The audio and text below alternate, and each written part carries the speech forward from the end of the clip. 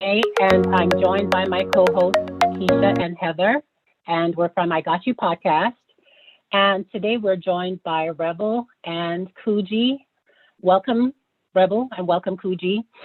Kuji was one of our guests on a prior show polyamory, and we've got a lot of great feedback from that show. We thought we would invite him back as a guest and also use the conversation on Red Table Talk that they had on polyamory to kind of use that as a benchmark for this discussion.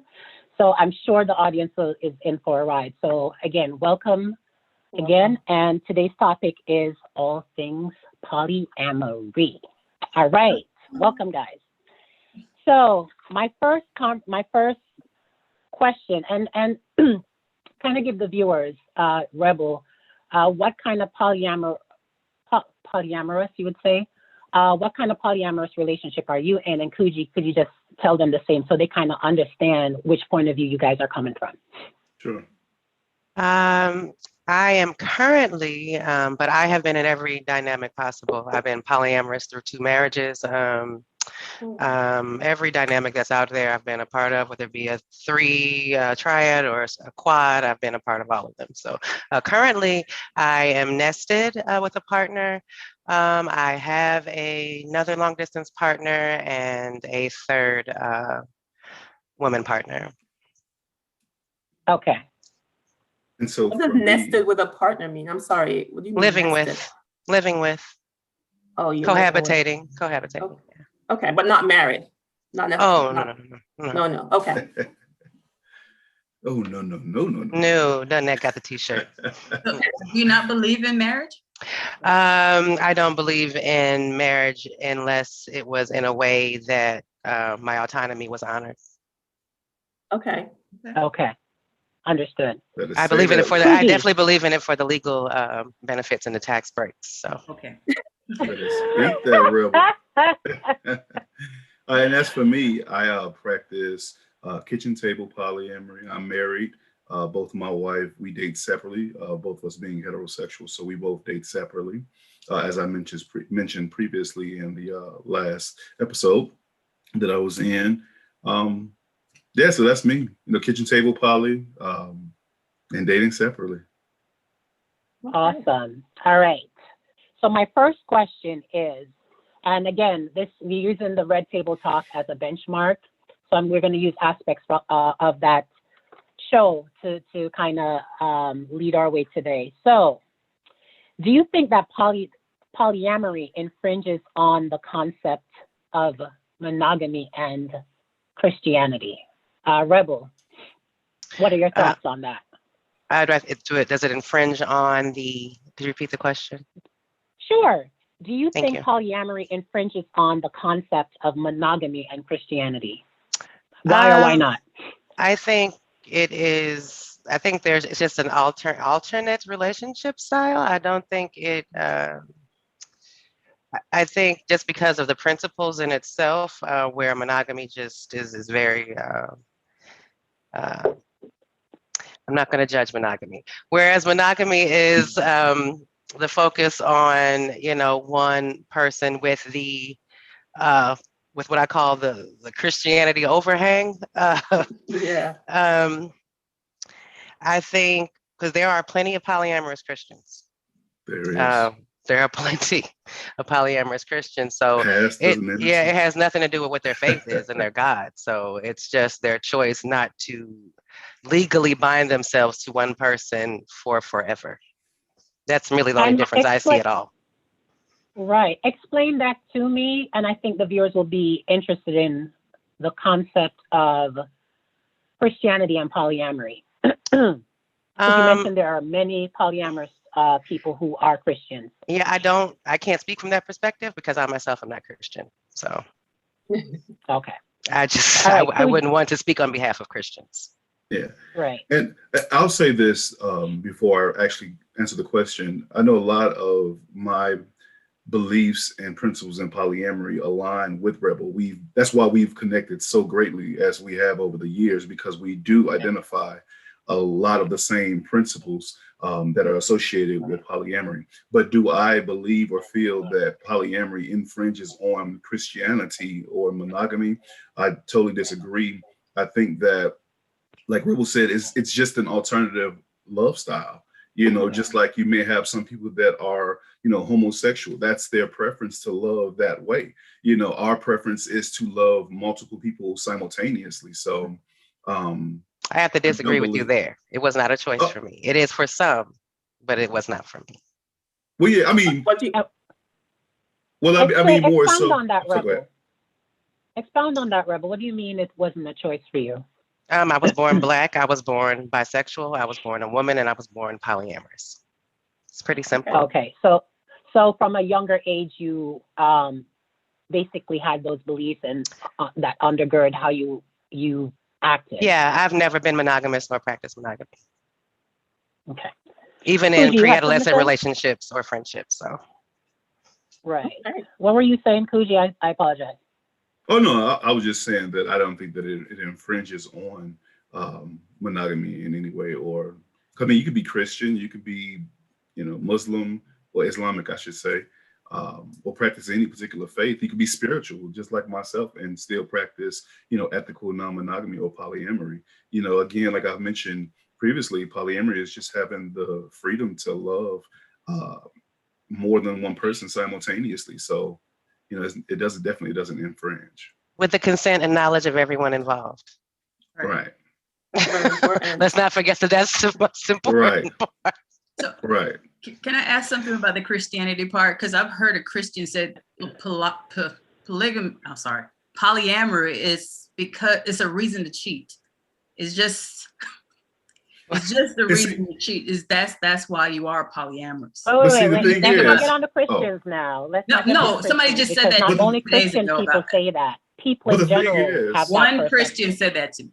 But the thing is, it's not cheating. What's the definition of cheating? Cheating is infidelity. You sneaking around on your spouse. Polyamory. Everyone knows. Everyone agrees to, as Rebel said, the consensual agreement.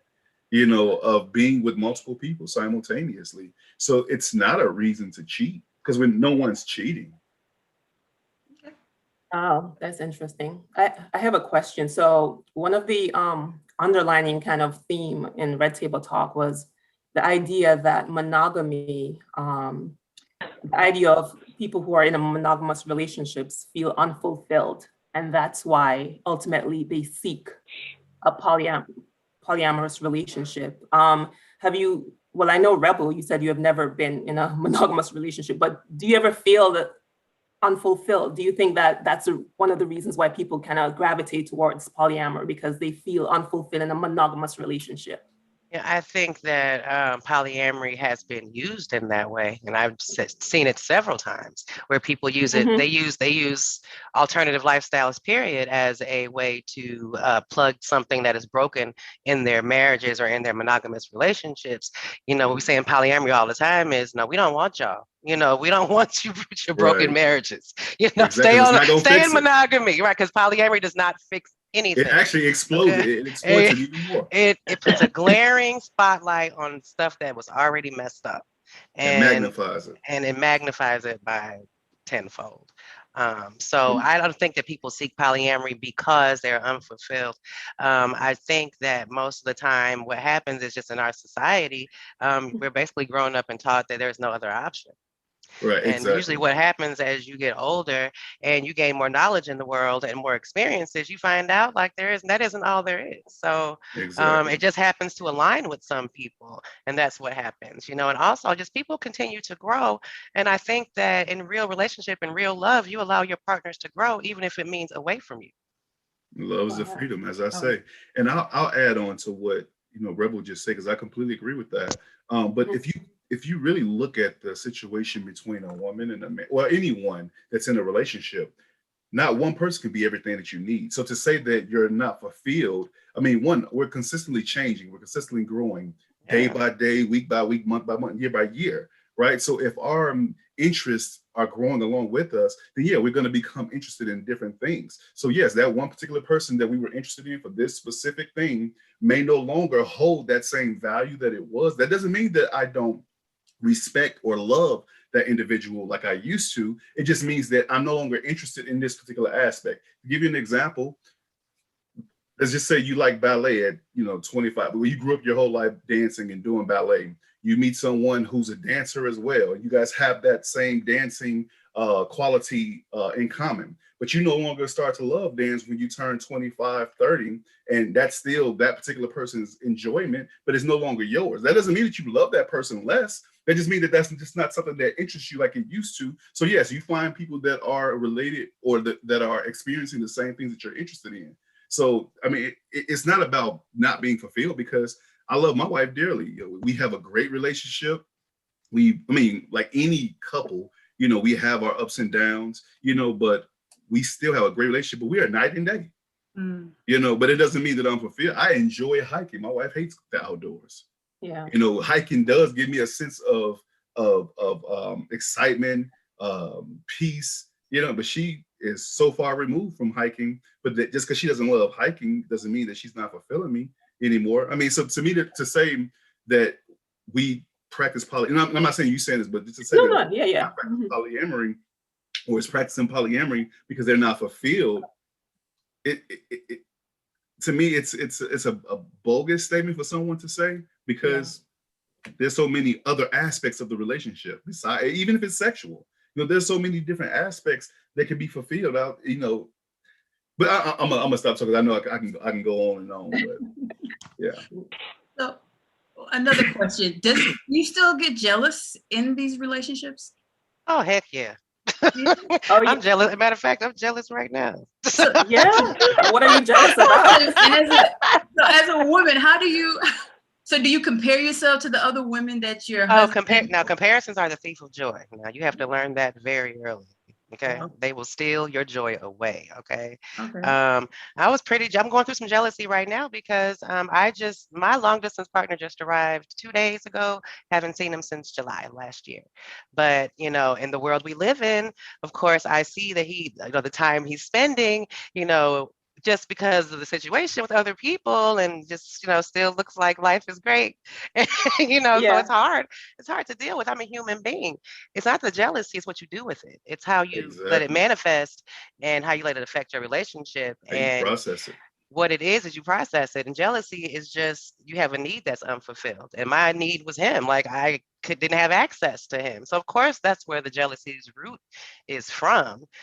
So you have to just make sure you don't put that burden on your partner, and you need to process your own stuff. Right. Try not to curse here. That's okay. Jada said one thing that I liked, and it said jealousy is nothing but your own insecurities. Some of it is. Some of it is. What jealousy is, for one, jealousy really isn't a real emotion. You have anger, frustration, and all of that. Those are the emotions that you feel. So like Rebel was saying, when you process it, you get to the root of that and you find out, okay, why am I? That it's fear, or it's lack, or it's not the jealousy itself.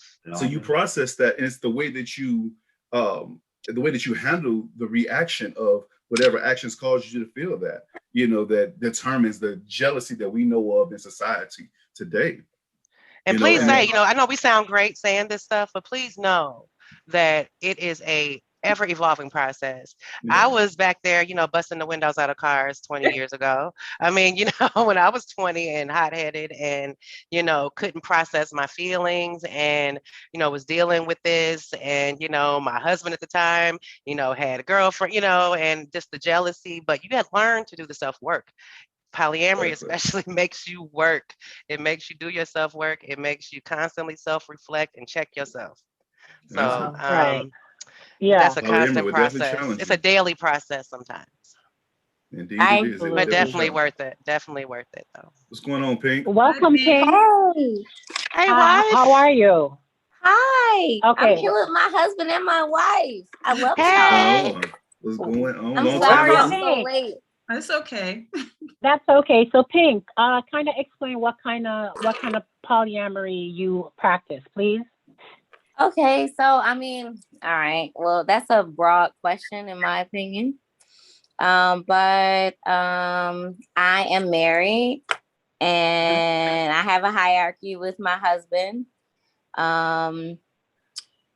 we are free to do as we please, for the most part. But yeah, so we practice hierarchy. Yeah, that's a broad So question. you have a husband and you have a partner that's separate from your husband? Oh, I have lots of partners that are separate from me. Okay, you have okay. I have Got a you. whole Okay. gang of partners that are separate from my husband. So I have a husband Right. and I have a wife, Rebel Queen. She's here. Oh, okay. Hi, Yes, baby. I love her. I love And you. I live in Atlanta and we're long distance loves. Oh, But okay. I just went to see her like a week ago and we spent 5 days together and it was glorious. Amazing. It was so amazing. It was amazing. Yes, Oh, yes, that's we awesome. did. Okay, Listen. now I'm blushing. Now I'm Right, jealous. exactly. I got to I'm Exactly. hang so out. blushing on camera. We all blushing at this point. Right. It was glorious. And then I also have a local partner here, a male partner, which I consider to be my boyfriend. And I have another long distance boyfriend that's in California. And I have some comets also. So I have a comet in Detroit. I have a comet in Miami. Explain what Somewhat. comet is. Okay, And I'm okay. still Tell them what still comet dating. is. Hey, Somewhat. hold up. You got to explain what that is. Yeah. Oh, a comet. Yes. Yeah. Okay, so a comet is a love. It's one of my loves. ahead. That Go ahead. we see each other when we see each I other. thought you had It's to go to the like fridge. comets. What? You unmuted, Rebel. It's like comets passing in the sky at night. Like we hit each other when we hit each other. Now Okay. there might be Okay. some times where we miss each other and like we're like, hey, we got to get this visit in. It's been 2 years or whatever. But a comet is someone where I don't talk to my comments every day. I don't talk to them once a month. I talk to them whenever we happen to think of each other. Like it's a really like free relationship type of experience that I appreciate. So there's no pressure to see those people. There's no pressure to talk to those people. I absolutely love them, but it's kind of a free type of experience. So Thanks for explaining that. But do you put a cap on? I'm sorry, Kuji. Go ahead, Do you put a cap on the relationships that you have? Like, I don't. So some people. Okay, so there is a such thing as being polysaturated. There is a thing of being saturated. Like, so I'm not gonna add partners when I know I don't have room because that's not fair to them and it's not fair to me either. Because I'm gonna be struggling and trying to, goddamn, how can I make a way for all these motherfuckers, right? So I'm not trying to do that. So I don't have like some people are like, I just need 3 partners. I don't do that, but I do limit myself based on what's going on and how I feel and what my other partners are needing. And like, to me, it's hard to put a cap on, I'm just going to have 3.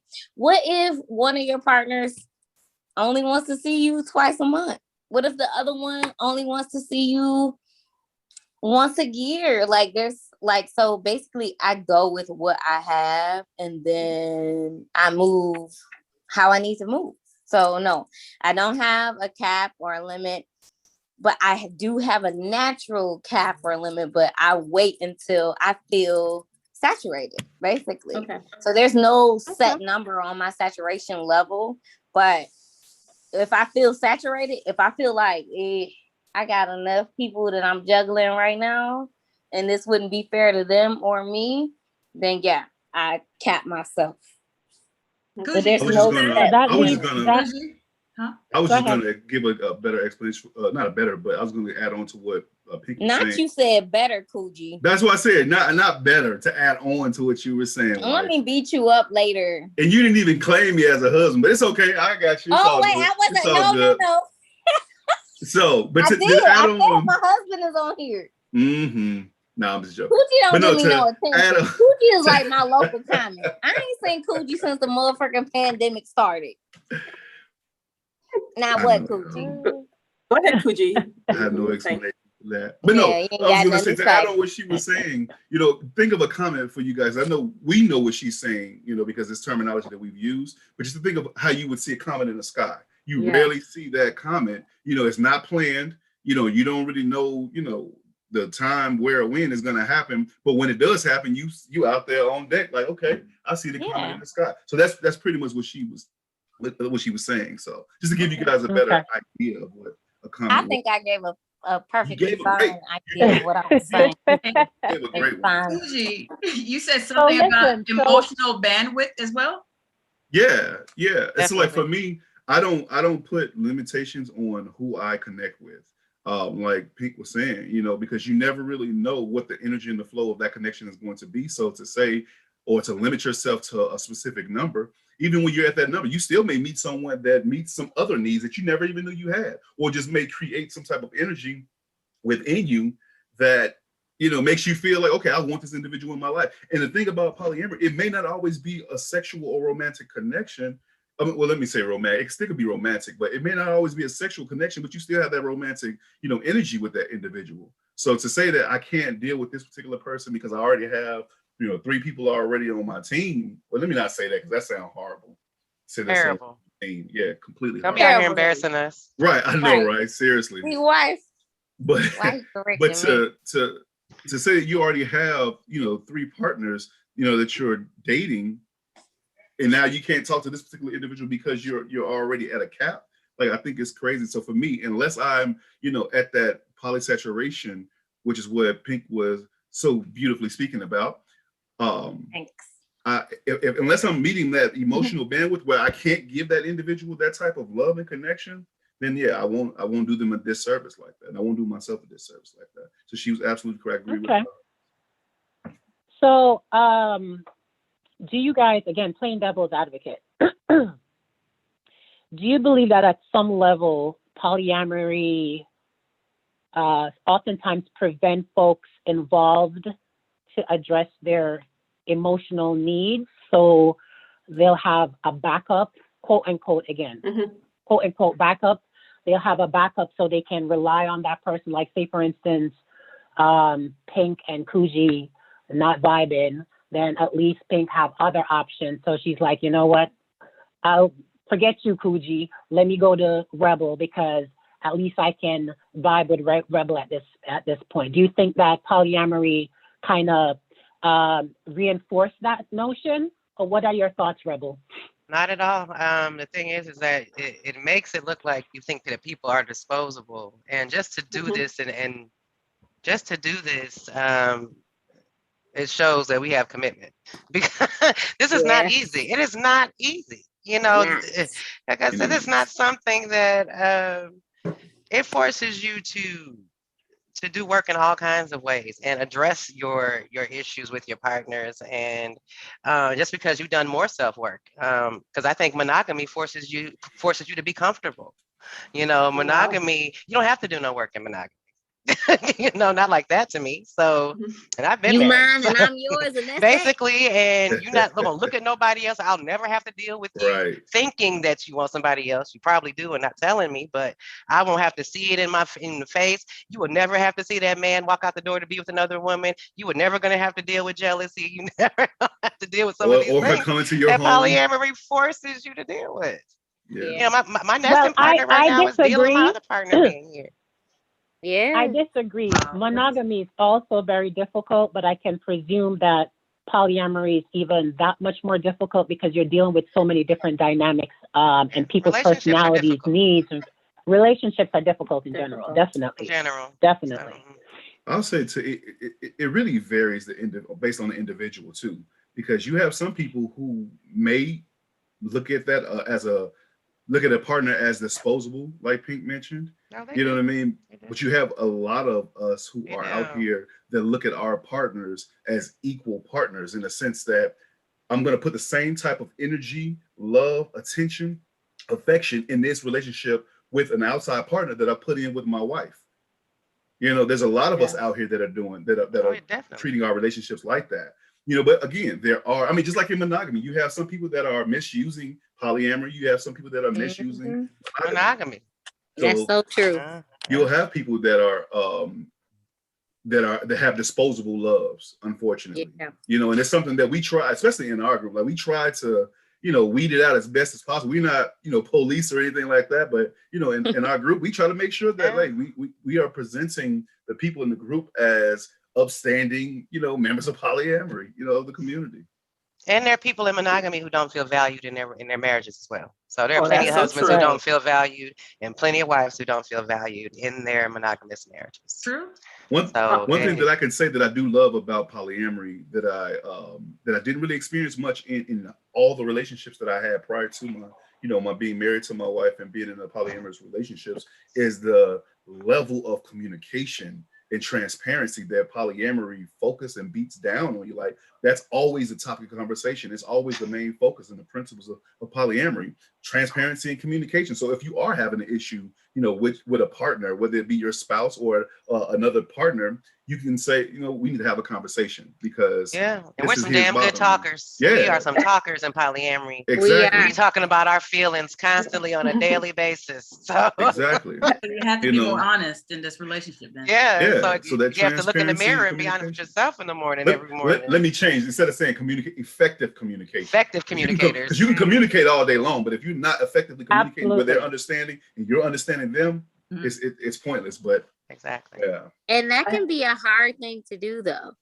So I have experienced honestly dating people that don't identify as polyamorous. So I've dated monogamous people, or my local partner, my male local partner is, I would say, well, he's transitioning. He's learning about poly, but originally he was a mono person. So like, it is so very hard for them to practice that transparency. It's almost easier if they lie. To be deceptive. Like to be dishonest. Because we wouldn't talk that. That's the default. The truth. That's how much work it takes to be transparent. To undo that conditioning. Yes. But it's on us also to create safe spaces where they can undo that conditioning in a safe space, and we allow grace, you know, for that. But being transparent and honest is not something that's being taught in monogamy. Like all the movies that you see when someone's being monogamous, you see a movie where someone's lying and cheating. Right. You know, it's like you say, it's easier to lie because that's what we're taught. We're shown that those imageries of being liars over and over again. Polyamory deads that. And it's okay, but the marriage can work out afterwards. It always, then they work it out. Exactly. Well, take it downstairs. I'm sorry. Sorry about that. So explain to me what would, because I hear you guys talking about the transparency and being very communicative, which is very important in any type of relationship. But are you saying that in a monogamous relationship that, like, how would transparency kind of transpose in a monogamous relationship that it wouldn't be? Because I know talking about your feelings, being open and all of that is a part of a relationship, period. But you guys mentioned the transparency and cheating and stuff. Like, how do you see that in a monogamous relationship in terms of the transparency? How would that? I feel like, honestly, there aren't as many opportunities within a monogamous relationship to be transparent. You could say, hey, babe, I went to the store. I seen this fine ass woman. I was looking at her ass and I was fantasizing about her the whole time I was in the store. Right. More than likely, you're not going to do that. And it's not necessary. There's no reason for you to do that. You can keep those motherfucking thoughts to yourself and it's probably safer there. Right. But in a polyamorous relationship, you want to practice transparency because you are actually involving yourself with other people and it gets more complicated and tricky. So I feel like in monogamy or in a monogamous relationship, transparency is also healthy and good, but you're probably going to be transparent about things that are not as tough. To a certain degree. You're going to be, what do you have to say? Like I said, I saw this girl at the store. I went to the bar with my friends and this woman asked for my number and like, she was looking good. Like, there's not that many things if you are being faithful in a monogamous relationship. Mm-hmm. So within a polyamorous relationship, though, there's a lot more things to be transparent about. Now, but there are some things in monogamous relationships you could like, nigga, or I'm sorry, dude, your feet stink. That made me not want to be in the bed with you. Your feet stink. You be sweating at night, and I don't like that. And that's why I don't want to cuddle. Like, there are lots of things that monogamous people could be more transparent about, but they're not as like pressing as it is for us, because we are literally relating and dealing with other people and involving other people in our lives. And in our partner's life. So right. And honestly, Renee, go ahead, Kuji. I would say, and honestly, Renee, to get back to your question about how we see transparency in monogamy, the same question that we just got finished talking about, that whole spiel on effective communication, like that really can answer that same question as well, because it's not really taught in monogamy. Like we're not shown healthy monogamous relationships where there isn't we're not shown enough of monogamous relationships where there is complete transparency. There's autonomy in the relationship. The person can truly be who they truly are and still be accepted by their spouse or their that's hard other. to do, but in monogamy, Kuji, the reason why is because the emphasis is placed so much on the couple and not on individuals. And people get into these marriages and literally think they become one unit. And usually that's a fast track to failure. And lose the individuality. And they lose themselves in these marriages, and one thing I think that is just in glaring opposition is that the individuality, in the life that we live, and just being allowed to express being an individual and being transparent about that.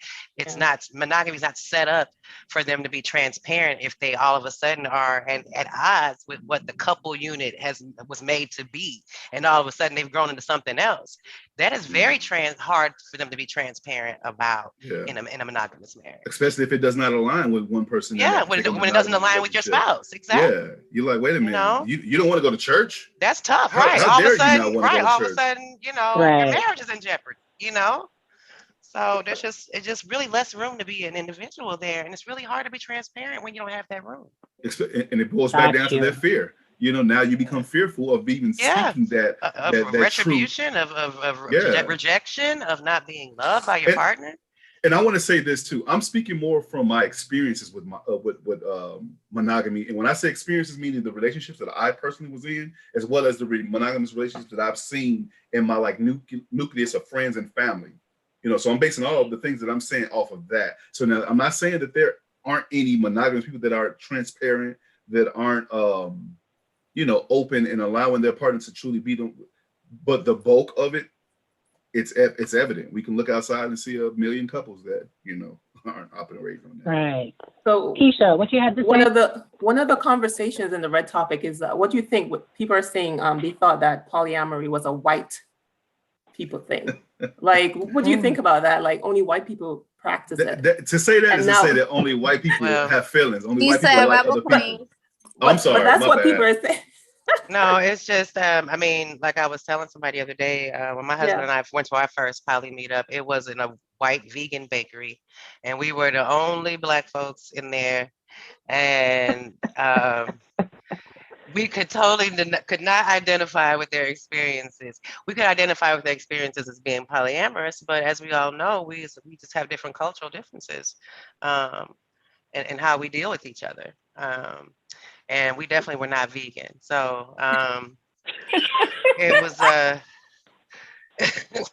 I would have liked some dairy in those cupcakes they were giving out. But that's what the face of poly was back then. It was unheard of. Our faces were not in those spaces.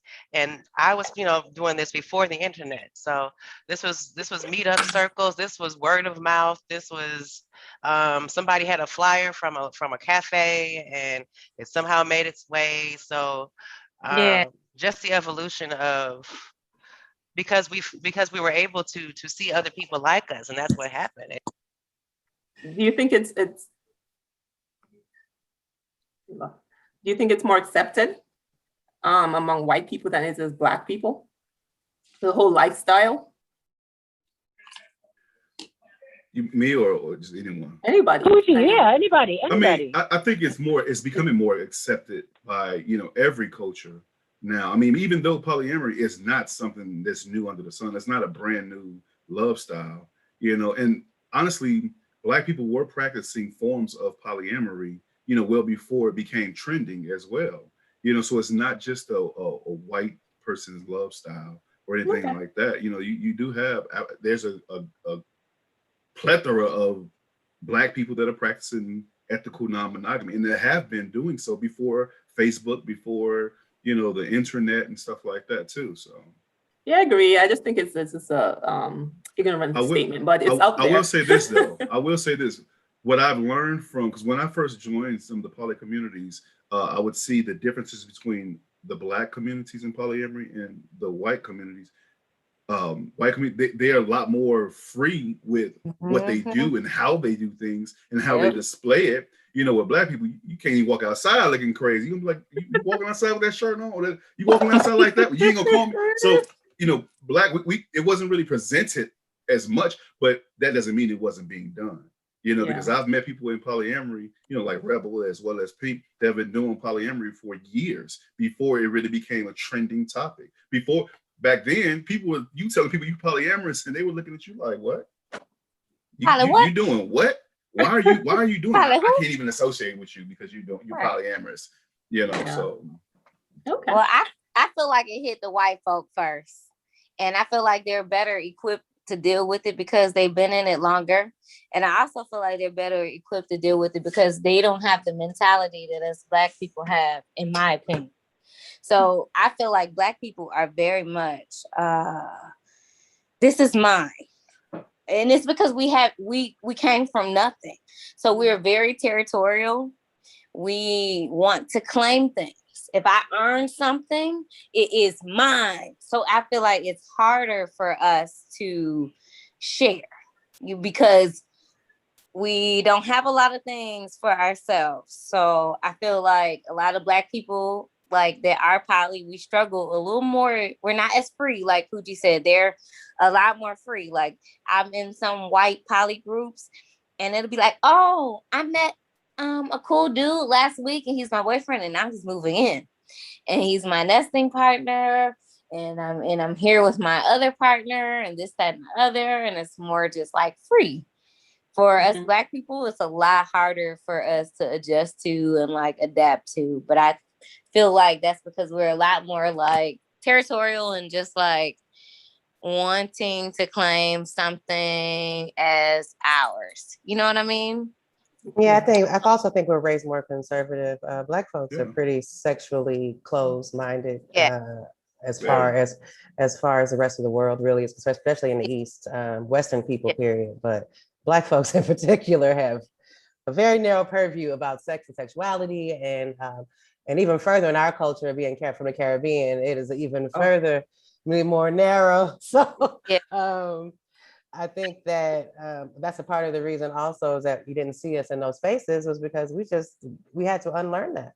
We had to unlearn that, sex and sexuality and the spectrum of what we are is so broad. It's not black and white. It's not gray. It is all the colors and the colors in between. So, yeah. So I think you answered some of the questions already, but do you really have a deep connection with everybody that you date? Did you see what happened when my wife got on screen? Like I just saw her. Like so, and we've been friends for so long, and most of my friends, and I haven't gone into this, but I'm also a relationship anarchist. So my friendships and relationships tend to be fluid. They're not very titled. For example, I have a 30-year best friend who I sometimes sleep with, or I'm intimate with sexually, but we're not partners. But he's my best friend, and has been for 30 years. I think that, so yeah, we have a very deep connection. I mean, with the three of my partners, I couldn't imagine my life without them. I'm not going anywhere. And if they go somewhere, I'm gonna find them. So, Period. Period. So Rebel, explain to us what you mentioned, an anarchist? Relationship anarchy. Okay, please explain or RA, what that is. Abbreviation RA. Okay. It is basically where your relationships don't specifically have titles. We aren't on the escalator. I don't judge my relationships by, I got to meet, then we have to meet your mother, and then we're going to get married. We're going to move in together, and then we're going to go up and up and up the escalator. My relationships don't subscribe to that paradigm. Also, like I said, my friends, I've been intimate with most of my friends, women, men, people you see around my house. Most likely our relationship has transitioned from one thing to another, depending on what our needs are at the time. Got you. Okay. Get it. Interesting. Yeah.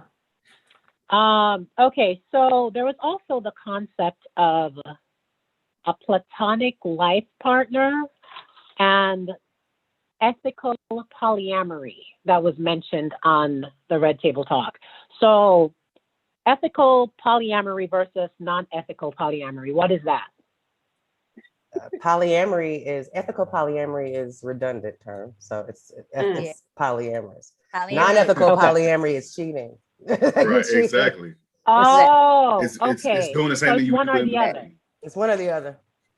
Yeah. It's one or the other. Okay, interesting. If you're and then platonic. If you consider yourself polyamorous, but you are cheating on someone, then you're not polyamorous. You're not polyamorous. No. Oh. Yeah. If you're polyamorous, then okay. everybody that's involved knows. Everyone is informed. It has consent. Okay. Yes. Exactly. Got you. So yeah. Platonic life partner. What is that?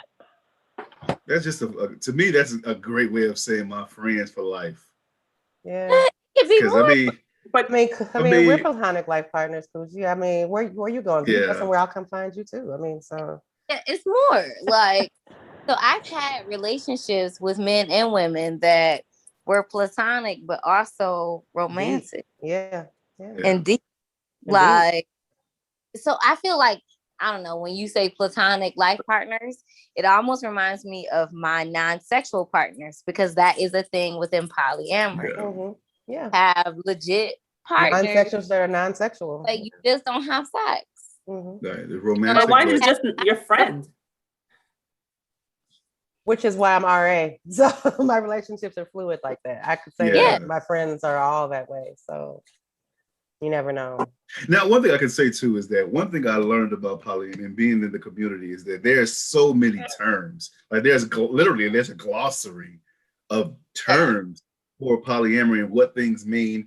And I'll be honest with you, for me personally, I may not use or subscribe to a lot of the terms in that glossary, because to me, polyamory isn't something that I do. You know, it's just who I am. So for me to really label every little piece and part of everything that I do, to me, it becomes crazy. So for me, I just, if you're my friend, you're my lover, then that's what we are.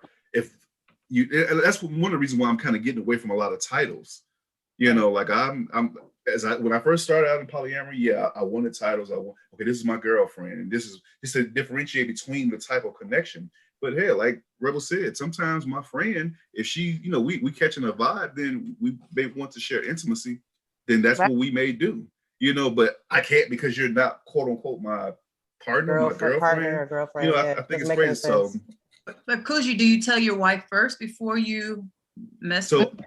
So back when we first started, we used to tell each other, okay, yeah, listen, you know, I think I want to have sex with this particular individual, you know, something like that. But now it's like, okay, it's expected. You know, we've been polyamorous 9 or 10 years, you know, so we know when we meet someone that we're attracted to, What do you mean it's expected that every person that you come No, I'm saying no, it's expected that you're going, let me finish. It's expected that you're going to meet this individual, you're going to date them. If you build a relationship, that sex may be involved. So because we know we're talking about a platonic thing, though. She was saying. No, I thought she asked me a different question. Outside of it's a different question, Pink. It's a different question. Okay. Yeah, we not talking about the. So before, like I said, we had to. We didn't have to, but we thought it was appropriate to inform each other prior to. But now my wife and I are like, listen, if you feel it, you feel it. If you don't, you don't. If it happens, okay. Now, one thing that we will do is we will communicate about it if it's taking place, because one thing we do practice in polyamory is safe sex. So if there's, maybe there's a non-barrier sexual energy exchange, we gonna discuss that, because there could potentially be some other connections associated with that. Could be negative or could be positive. You never really know. But now it's, we just like, hey, if you feel it, then go right ahead. It's not something that we have to ask permission for. Because once she doesn't owe me, and I don't owe her. Right. Essentially, there is no a concept of polyamory. There's no cheating involved. If you're a true polyamorous, there's no cheating involved in your relationship. Is that accurate to say?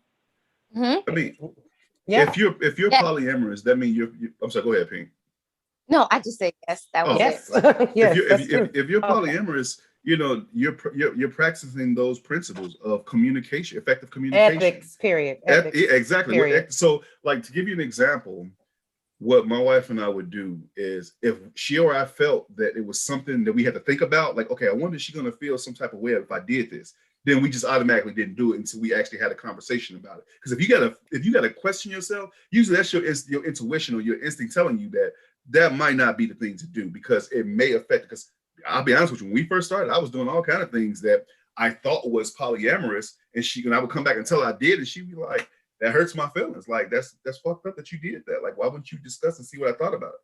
You know what I mean? So ethics, you think about, okay, let me consider my partner. First of all, you have to know your partner. If you don't know what type of person you are dating, then you might not need to be dating that individual, because you should know, if I'm going to go out and go see Pink, and my partner doesn't know Pink, my wife doesn't know Pink, that might make her feel some way. Or you went to spend the night and seen somebody else. I don't even know where you were. I don't know if you was dead on the street. You know what I mean? So again, you have to think about those things. Interesting. Keisha, you have any other questions? What I'm curious about is that the divorce rate in polyamorous relationships. Is there any statistics out there? Like, do people get divorced a lot, like in monogamous relationships? Wow. I was actually talking about this with my husband, my nesting partner, not too long ago. And like, we were wondering the same thing, honestly. Yeah. So what it looks like to us, so these aren't legit, like statistics, but from what we've seen in like our poly community is that there are quite a few married couples that are coming to divorce. But in consideration, you have to also consider that like just the regular monogamous divorce rate is 50-50. So 50% of all marriages end in divorce. So I would honestly say, like, me and him debated about this, and I would, in my opinion, it's about the same. I feel like 50% of all married polyamorous couples still end in divorce, just like the monogamous people, in my opinion. But that's not a real statistic at all. But just from my observation. And to throw that out there, her husband is the guy I wanted to bring on with me. But that's interesting, right? That you mentioned that, Pink, because again, we know that you're not talking from the perspective of an expert that knows the stats and stuff. But it's interesting because what I've learned just from this discussion, and what I've known as well, is that at the end of the day, whether you're in a monogamous relationship or a polyamorous relationship, there's certain boundaries that needs to be established. Yeah. Transparency needs to occur. Yep. Communication needs to happen. Yep. Period. And you should create a space, monogamous or not, polyamorous, create a space for your partner to be able to come to you and have difficult discussions that you may not like at the end of the day, but at least those discussions are being had. Exactly. And I'll say this too, in polyamory, people that are practicing true polyamory, meaning like they are really truly living a polyamorous lifestyle or love style, their main focus isn't necessarily the marriage, the legalized marriage. It's more of are we surrendering to this relationship together? Are you taking care? Are you happy within yourself? Am I happy within? Are we doing those things individually as well as collectively to be happy? You know, polyamory. One thing that I learned in polyamory was really to maximize on my self-created happiness. You know, because if I'm unhappy, I can't make you happy. You know, but in monogamous marriages, it's like it's almost taught to the other person. You have to make me happy. You have to make me happy. You're not making me happy no more, so I got to leave you. Now, what I've realized in in Rebel and Pink, let me know if y'all disagree. What I've realized is in polyamory, when there's usually a separation or divorce, you usually realize that you just outgrown that connection. That's what I was going to say. And it's not a negative thing. It's like, you know, we no longer serve, so we can transition, and that's one of the terms we use. We transition because we're still connected. You know, we just might not be legally married anymore, but we're still connected. We transition from this relationship to either a platonic connection, and who knows, we may wind up being together again in the future. And that's what some things we've seen in the community. Yeah, I'm legally married. Like, I'm still legally married. My husband and I transitioned 7 years ago to something different. So I'm never going to get married to anyone else. Like I said, those tax breaks are divine. But I will still, you know, we are friends. And I told my daughter the other day that I am finally happily married. You know, because after 7 years, we don't live together. We haven't in quite some time. We haven't had a sexual or romantic relationship in 7 or 8 years now. But we are the happiest in our marriage that we've ever been. We are communicating the best that we ever communicated. We're co-parenting. We are, you know, doing the things to make our friendship strong. And that's where once the other mess got out the way, we just outgrew the connection to each other in a romantic way. You know, our friendship is still amazing. We get along great, you know, now, but it was a long road, you know, so the type of relationship you have may change, but the connection usually sustains. I'm still pretty close with, I don't only have one ex I don't speak to.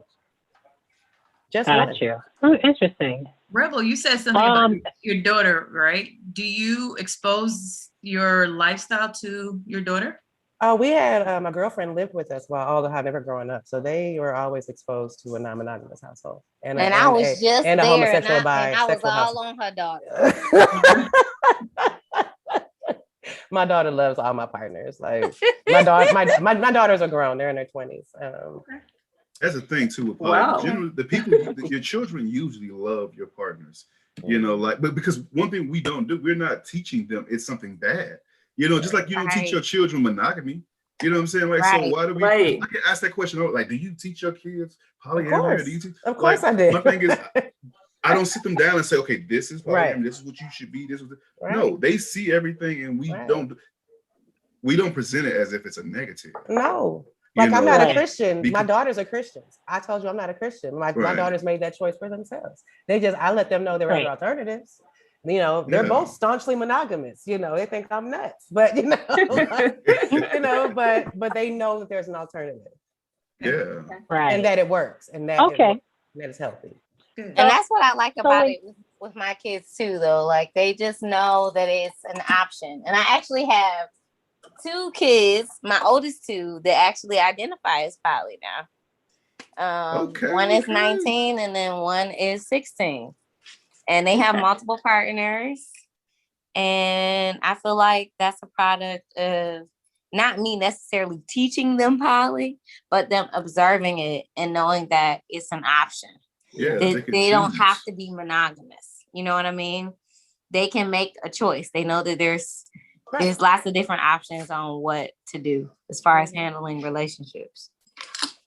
Right. Okay. Keisha or Heather, we're close to closing out. Do you guys have any final questions?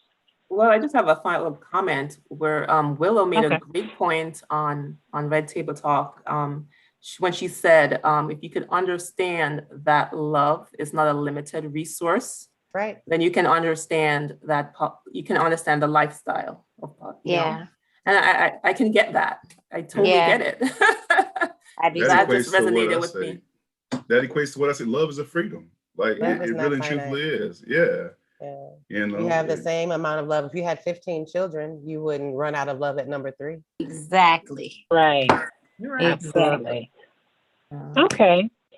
Well, I don't have any other questions, but so we're going to close out. Thank you guys so much. I think this was even better than the first conversation we had, Kuji. I told you was going to enjoy them being here. They're awesome. Absolutely. You guys are great. You guys are really awesome. And thank you guys for taking the opportunity, because I think it's a learning experience for all of us. Is a learning.